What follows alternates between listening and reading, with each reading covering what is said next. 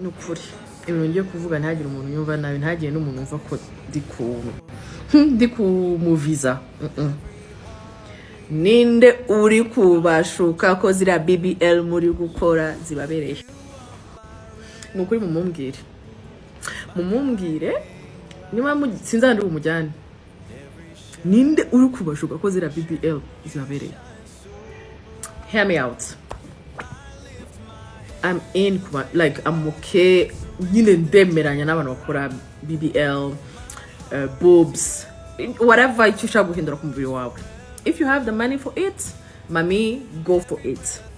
Like, I'm 100% okay with that. Kubera ko at the end of the day, amafaranga nayawe, ubuzima n'ubwawe. Sibyo? Upfa, udapfa.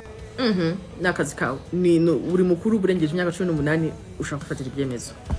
But my thing is, niba ruko mukibimenya mu Rwanda, niba ruko muri social media noneho yabaye like crazy, ibyo mubonye byose mushaka kubifata.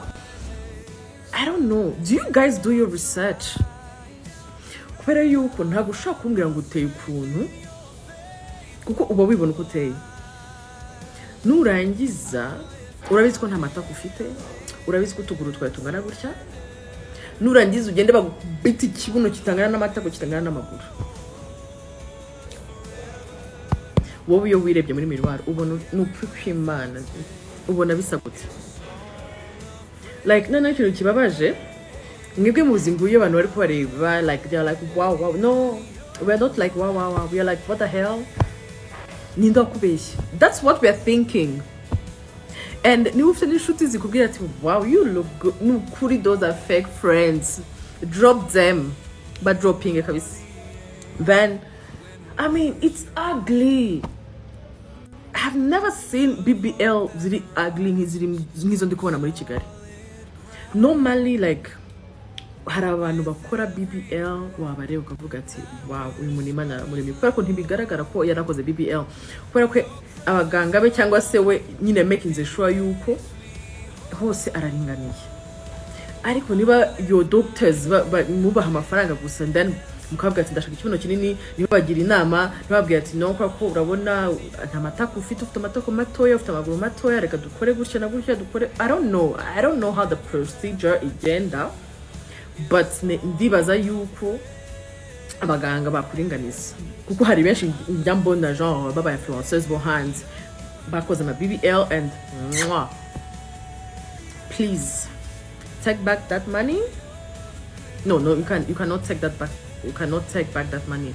Fatande mafaranga, you go back cyangwa suje kundi muganga muzima babaringanize. Mumbabarire babaringanize kuko you guys look ugly. Swat nuko baba bameze swat ugasanga undarananuse akabuno kari pointu c'est bizarre. Nukuri ni bibi. I'm begging you girls, I'm begging you. Mugende nimusubire ku baganga mwagiye mushaka abandi baganga mubagisha inama mabwira ati murabona ukuntu nteye n'ukuntu amaguru yanjye angana n'amatako yanjye iki kibuno kijyanye nabyo. Nukuri spend that money like kuko it's your life. It's your life, it's your money, so spend it wisely, spend it ugaruke ibintu bimeze neza. Nukuri ntago tubareba avuga ati well no, we are like what the hell. So please go back. Going back over fixing.